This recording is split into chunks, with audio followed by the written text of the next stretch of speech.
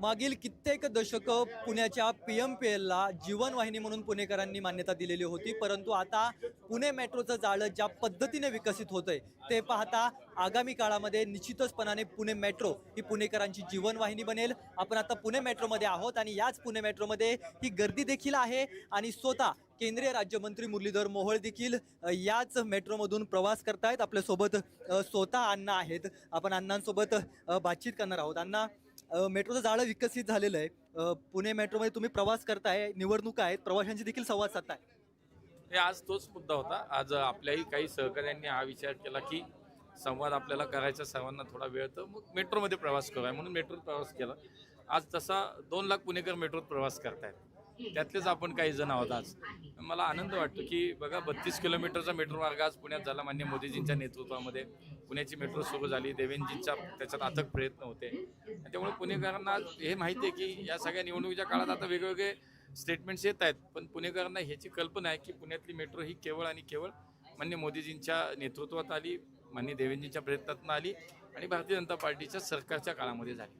पाहता पुण्याच्या अगोदर नागपूर मेट्रो सुरू झालेली होती. गेले अनेक वर्ष तुम्ही हा आरोप करत होता विरोधकांवरती की मेट्रो खालून न्यायची की वरून न्यायची, या वादामध्ये सगळी मेट्रो अडकली होती. काल उपमुख्यमंत्री अजित पवार म्हणतायत की मनमोहन सिंगांनी मेट्रो आणलेली आहे, तुम्ही श्रेय घेऊ नका. मी तुम्हाला सांगतो की आता मी म्हणालो ना तसं 2 लाख पुणेकर मेट्रोने प्रवास करतात. या 2 लाखातल्या एका माणसाने सांगावं की तुम्ही वाईट घ्या सगळ्यांच्या. एकही माणूस म्हणणार नाही की ही मेट्रो दुसरी कोणी केली. ही मोदीजींच्या प्रयत्नात. मला सांगा 2001 ते 2014 या काळामध्ये माननीय मनमोहन सिंगजी या देशाचे प्रधानमंत्री होते. त्याच काळात अजितदादा पुण्याचे पालकमंत्री होते. कागदावर सुद्धा मेट्रो हल्ली नाही हो. कागदावर पण नाही ना हल्ली. तर हे सगळं पुणेकर जाणतात.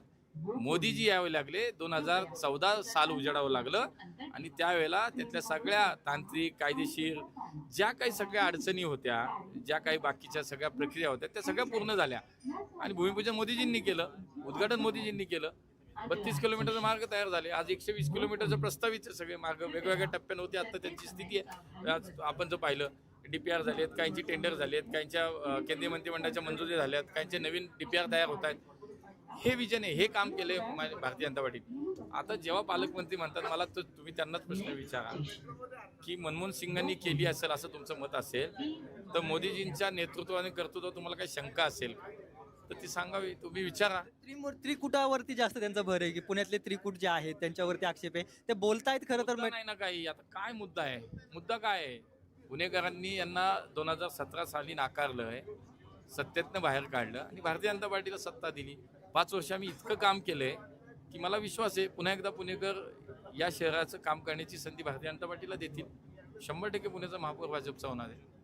पुण्यातील गुन्हेगारीवरती सातत्याने अजित पवार बोलतात. म्हणजे तुमच्यावर टीका करता असं नाही. सातत्याने त्यांनी अगदी पोलीस आयुक्तांना भर सभेमध्ये सांगितलं होतं की तुम्हाला आम्ही एवढं इन्फ्रास्ट्रक्चर देतोय, एवढ्या गाड्या देतोय, घोड्या देतोय, पण पुण्यातील कोयता गँग थांबत नाहीये, गुन्हेगारी थांबत नाही आणि त्याच गुन्हेगारांना अजित पवार तिकीट देत आहेत. पण तो मुद्दा होताना पाहायला मिळत नाही. भाजप हे सगळं अजित पवारांना यामध्ये घेरण्याचा प्रयत्न करताना पाहायला मिळत नाही. मी बोललो ना, कितीतरी वेळा बोललो. मला असं वाटतं की तुम्ही म्हणतात तेच की एका वेळेला एका बाजूला आपण पोलीस आयुक्तांना सज्जड दम देतोय, कोयता गँगचं पुण्यातनं हे संपून टाका, पुढं झालं नाही पाहिजे, आणि दुसऱ्या बाजूला तुमची उमेदवारांची यादी बघा. हा विरोधाभास आहे. तुम्ही, मला असं वाटतं हा प्रश्न त्यांना विचारायला हवा. मी बोललोय, मी 4 वेळा बोललोय. RPI गटाचे सचिन खरात यांच्या जागावर नावावरती त्या जागा दिल्या त्यांनी सांगितलं होतं.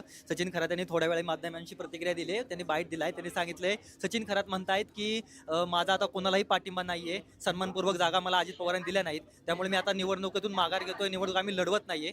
बाबासाहेबांच्या म्हणण्यानुसार ह्याच्यानुसार मी काही चुकीचं काम आता करू शकत नाही. आता तर मग उघडच झालं ना. मग तर आता दूध का दूध पाणी का पाणी झालं. ज्या खरातांच्या नावावरती तुम्ही ही उमेदवारी सगळ्या खपवल्या तेच नाही म्हणतायत. आता तर काय, हा सूर्यन हा जयद्रथ. आता तुम्हीच ठरवा बाबा, आम्ही काय म्हणतो. नेमकं दादा नाही सगळं करायची का गरज वाटते की एवढा रोष असताना पण जयश्री मारणे असतील, आंदेकर असतील, या सगळ्यांना सोबत घेऊन निवडणूक लढवायचे, दुसरं काही विकास कामाच्या मुद्द्यावर दिसत. तोच मला तेच म्हणायचं की मुद्दाच नाही राहिला. मग निवडणूक कशी करायची, सामदाम दंडभेद कशी करून निवडणूक जिंकायचा प्रयत्न करायचा असेल तर मला असं वाटतं की आपण कुठं चाललो याचा विचार झाला पाहिजे. या शहराचं भविष्य आज आपल्यासारख्या सत्ताधाऱ्यांनी, राजकीय लोकांनीच जपलं पाहिजे. कुठं चाललोय आपण याचा विचार केला पाहिजे. मला असं वाटतं की हा प्रश्न त्यांना तुम्ही नक्की विचारा. कालपासून एक अभियान त्यांनी सुरू केलंय, एक अलार्म 5 काम म्हणून. त्याच्यामध्ये एक अलार्म 5 काम, म्हणजे एक अलार्म, घड्याळाची अलार्म जो असतो तो वाजणार आणि 5 काम पूर्ण होणार, असं एक मला मी सांगतो, पुन्हा कमळच येणार आणि घड्याळाची तुतारी वाजणार. घड्याळाची तुतारी वाजणार. तर हे होते मुरली अण्णा मोहोळ, ज्यांनी सांगितलंय की पुन्हा कमळच येणार आणि घड्याळाची तुतारी वाजणार, अशा प्रकारचं मत त्यांनी व्यक्त केलेलं पाहायला मिळत आहे. कॅमेरा पर्सन दीप मिश्रासह रोहन कदम, जय महाराष्ट्र न्यूज पुणे.